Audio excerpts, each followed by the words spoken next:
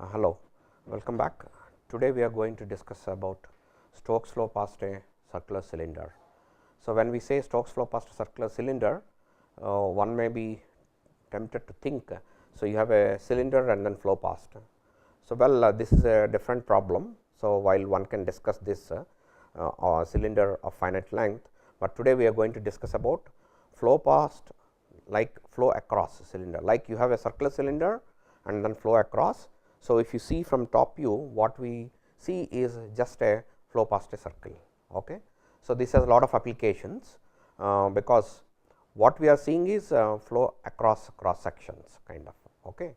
So, if somebody is trying to analyze flow across a 3-dimensional object, so the first attempt would be to get some insights with the help of flow across cross sections.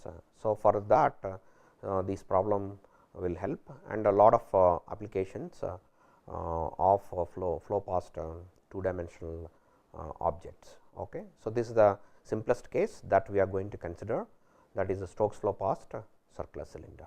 Okay. So, as we have seen, we have introduced stream function. So, since this is a circular cylinder, we would like to use a stream function in r theta polar coordinates. Okay. So, let us start from quick look at unsteady Stokes equation. So, then we have pressure forces, viscous forces, and this is mass conservation, and this is a unsteady term. So, we assume that the flow is steady. So, accordingly we have the corresponding linearized steady Stokes equations. Okay. So, now what is the problem? As I already indicated, we consider an ambient flow that is along x direction, where u is constant.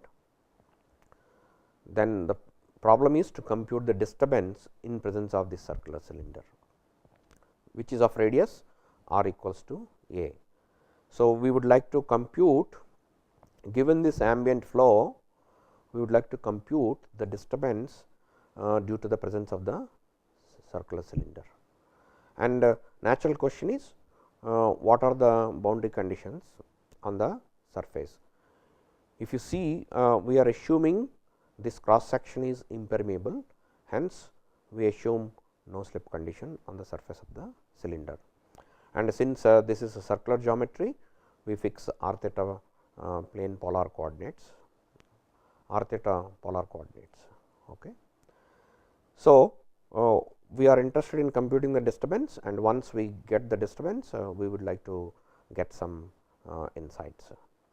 So, let us quickly transform the Stokes equations and introduce the stream function in terms of polar coordinates. So, correspondingly we consider the equation of continuity given by this in r theta polar coordinates. Then we have already seen the structure of this would admit one to introduce Stokes stream function like this. Okay. So, this is the radial component and this is the tangential component. So, then we have the boundary conditions. So, this is a no slip. Then we have far field condition. So, what is the far field condition? So, it is nothing but, so we have the cylinder and far field. So, this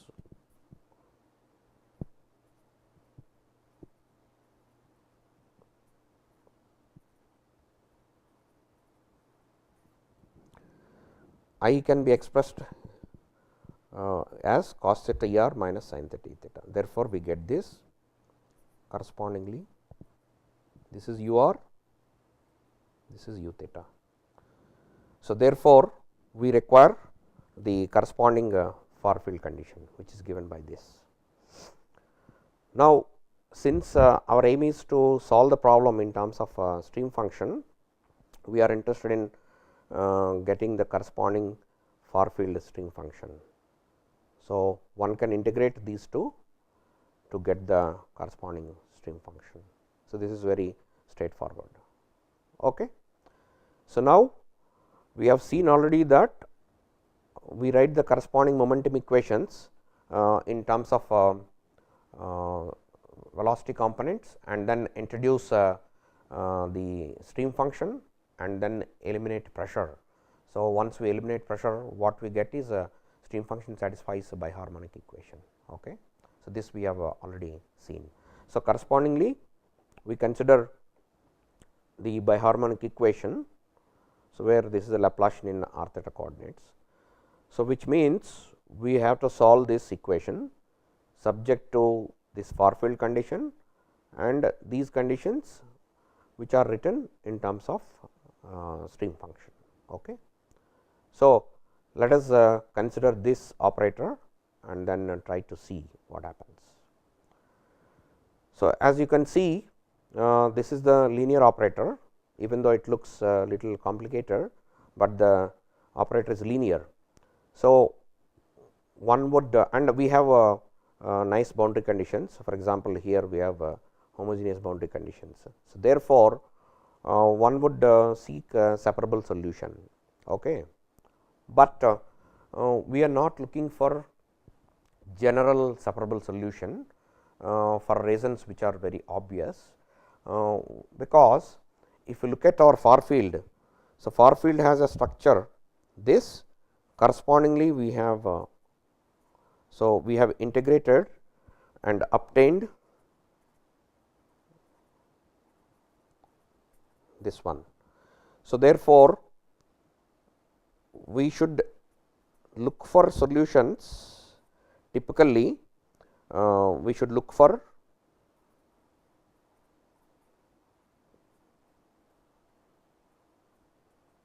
some function of r this. Okay. So, this is typical separation of variables, but we see the structure of the functional dependency with respect to theta. So, that is admitting only sin theta as far field. So, therefore, any functional dependency other than sin theta will lead to homogeneous system and give a trivial solution. I mean, when you implement the boundary conditions and then calculate the coefficients. So, the far field structure indicates that we need not look for the generic separation of variable solution, rather we look for a restricted one as follows.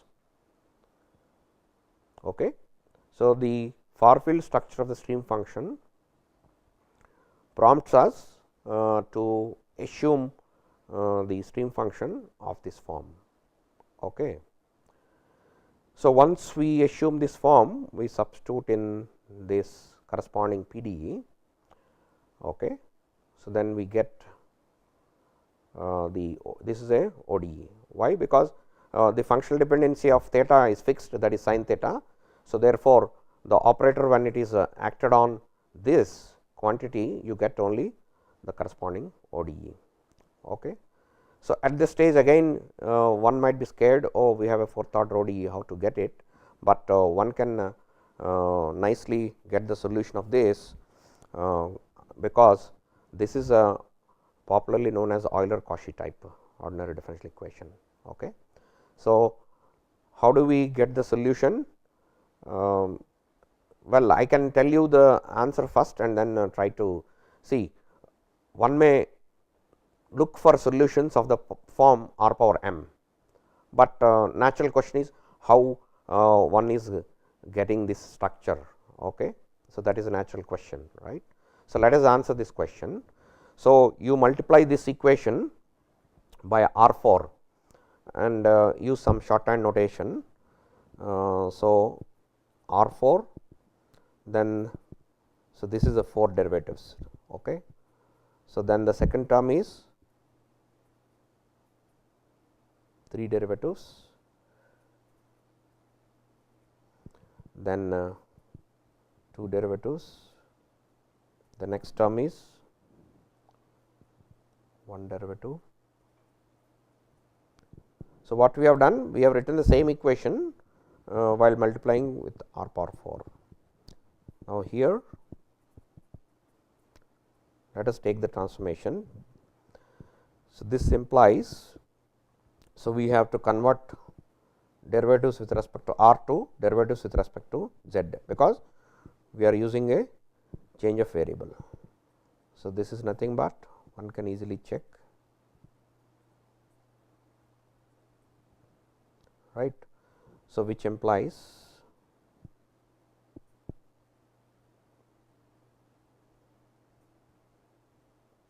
okay. Now, we need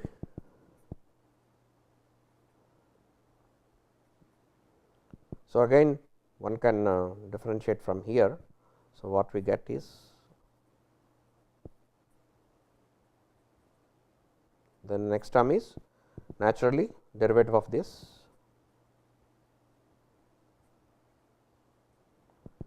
So, what we have obtained is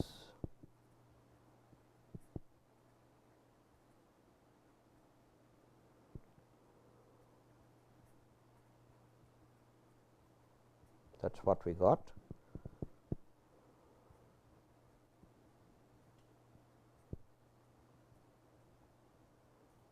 So, this is just operator notation, do not misunderstand that we are differentiating one. Okay. So, correspondingly, if you introduce d as d by dz, so what we got is r square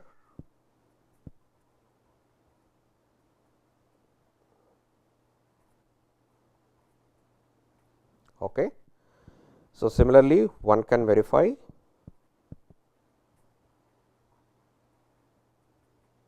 so this will be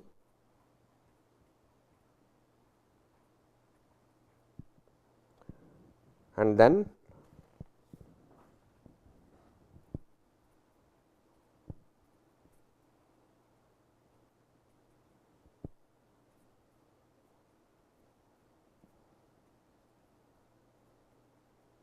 so this is very straightforward to verify. So, with this notation the original equation reduces to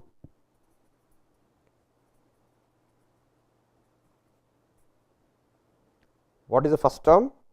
First term is this,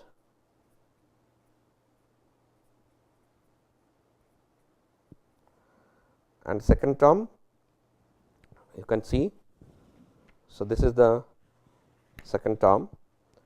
So, r cube, this is a 3 derivatives with respect to r that we have obtained.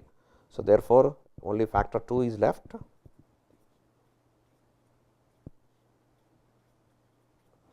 Then minus 3,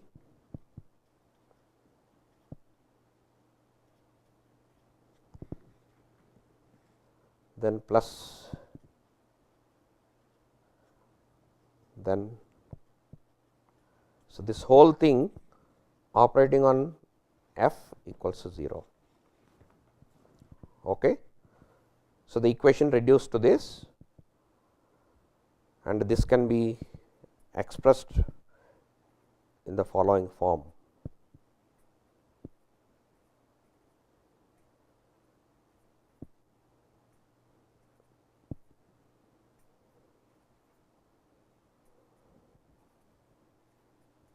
For some coefficients. Okay. So, this is a linear homogeneous with constant coefficients. So, therefore, we look for f is solution we know the Euler-Cauchy type, which is reduced to this. So, therefore,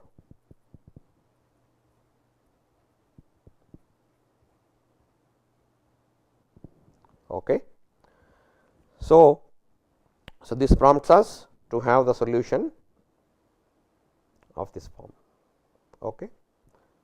So, correspondingly we substitute in this, then we get the values of m. So, here f is proportional I have taken, but while fixing it in this we take some multiple. So, we have taken alpha, and correspondingly these are the values of m. Okay. So, which means we have the solution now.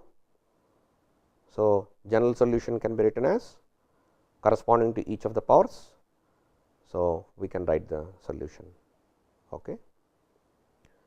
So, now let us force the boundary conditions.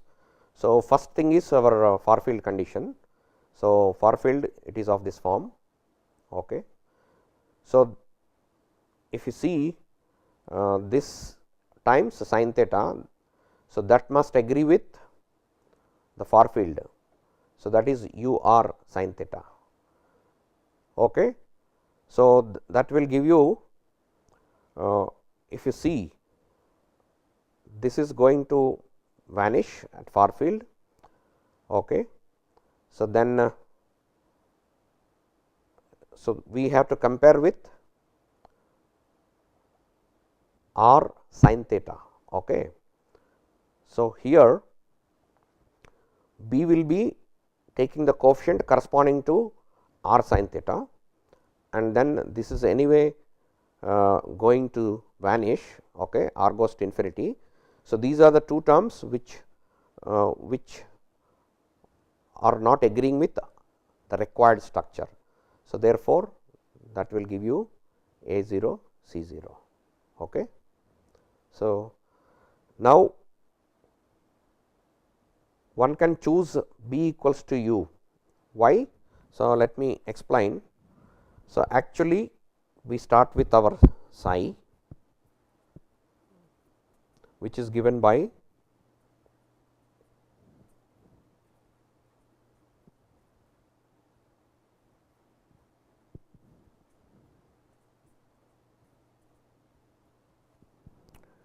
so first condition we are looking for. So, as indicated, r goes to infinity, this entire thing should agree with this. So, this is going to vanish, and one can see this term is going to give this term. So, therefore, we have already forced, okay, because as r goes to infinity, these are the singular terms, okay, because we require only of order this. So, this is more regular. So, that coefficient is 0 and this is a singular, coefficient is 0, and immediate conclusion is B equals to u. So, that this agrees with u r sin theta. So, that is what we have written. So, one can choose B equals to u. So, correspondingly, if B is u, we get this, because remaining constant is d. Now, we have no slip condition. Okay. So, no slip in terms of stream function is psi 0 d psi d r 0. So, correspondingly, if we impose these two conditions, we get, from one condition we are getting this, for another condition we are getting this. So, one can conclude immediately that there is an inconsistency, because you see this is minus u a square and this is u a square. So, inconsistency. So, therefore, only choice is B 0 and hence D is 0. So, this sounds little unfortunate, because see, physically Stokes flow past a circular cylinder, and then if you insert a cylinder, you have a disturbance. So, we expect one can compute it, but mathematically when we have computed, we are having some difficulty. Okay. So, what is the difficulty that we have got? So, when we superpose a uniform velocity at far field, then try to determine the disturbance, what we realize, we are having some inconsistency, and we are getting a trivial solution, or rather no non-trivial solutions. So, this is called Stokes paradox. Okay. So, one require additional insights to understand this. Okay. So, this shows that there is no satisfactory steady non-trivial solution of the two dimensional Stokes equation representing flow of an unbounded fluid past a circular cylinder. As I indicated, this result is known as Stokes paradox. Okay. So, why this is happening? We have this is one explanation, because we have got a system of equations and then try to see the solution is non-trivial or not. Then for non-trivial solution, we are having inconsistency. So, therefore, we have only the trivial solution. So, there is a alternate explanation. So, let us see that. So, as r goes to infinity, this must happen. So, that will force us, let us say, simply, that means we are considering alternate explanation. So, from this what we are considering, let us say this is more regular, we restrict only is of order r, if we leave the functional dependence of theta aside, because that is sin theta. So, we expect far field should behave only in the order of r. Okay. So, this is a more regular. So, let us say only we are forcing a equal to 0. So, then we get this. Okay. Then if you force no slip, okay, so then one can determine two constants b and d, and in terms of the third constant c. So, we will be left with this structure. Okay. So, if you see closely, if c is minus 2, second term is uniform flow, first term is Stokes-Let, okay, and this is Stokes-Let, third term is dipole. Okay. So, I apologize, because at this stage you do not have more information about this. Okay. So, I will give insights about these. These are called singular solutions of Stokes equation. Okay. So, in coming lectures, we learn more details about the singular solutions of Stokes equations. Then you would understand what is the Stokes-Let and then dipole. Okay. So, for the time being, you just take it as the terms indicate. Okay. So, what we have done is we have forced the far field alone, then we are left with 3 arbitrary coefficients. Then if we force no slip condition, which we have 2 conditions. So, that will fix 2 constants in terms of the third one. So, this is the complete expression at this stage. So, if c is minus 2, this is exactly you can see minus 2. So, that cancels, then this will be the u r sin theta. Okay. So, that will be the uniform flow, and then this is the Stokes-Let, and the third term is a dipole. Okay. So, no choice of c satisfies the condition at infinity. Okay. So, the condition at infinity is whatever choice this is not going to satisfy the condition at infinity. So, this is another explanation. Okay. So, now why this is happening? Okay. So, what is the remedy?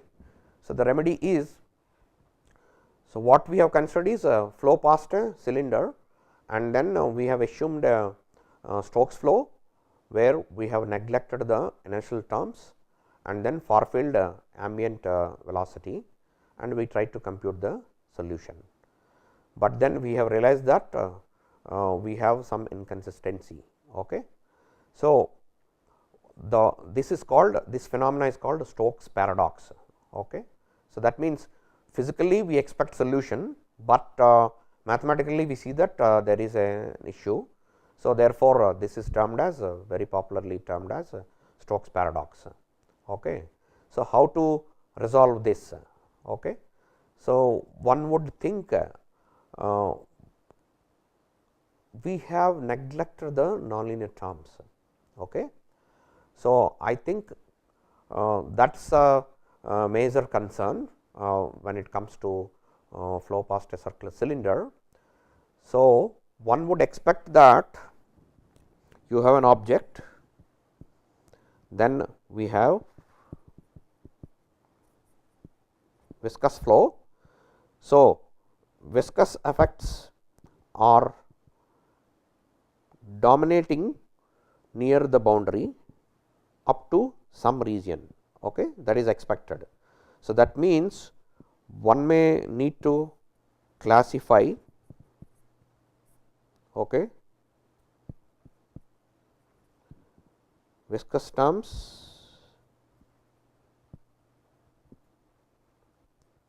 dominating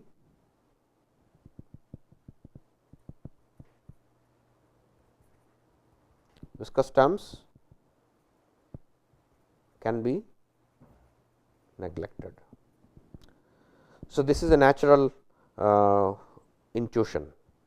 That means, one would expect within some region viscous terms may dominate the inertial terms.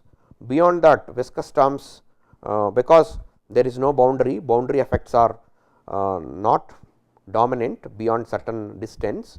So, there the nonlinear terms are expected to dominate.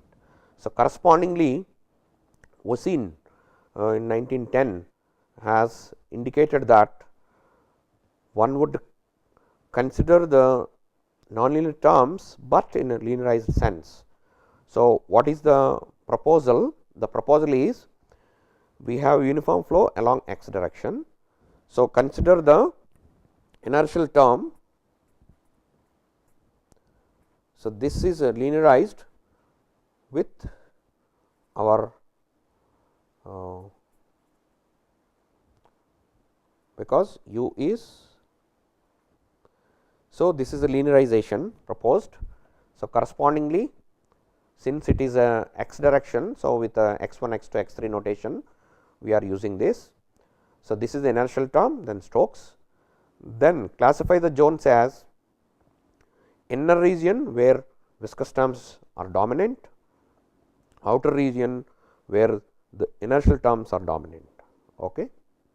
So, correspondingly one has to solve the solution within the inner region Stokes equations, and within the outer region one has to solve Voisin equations, and then do some analysis to get the combined solution.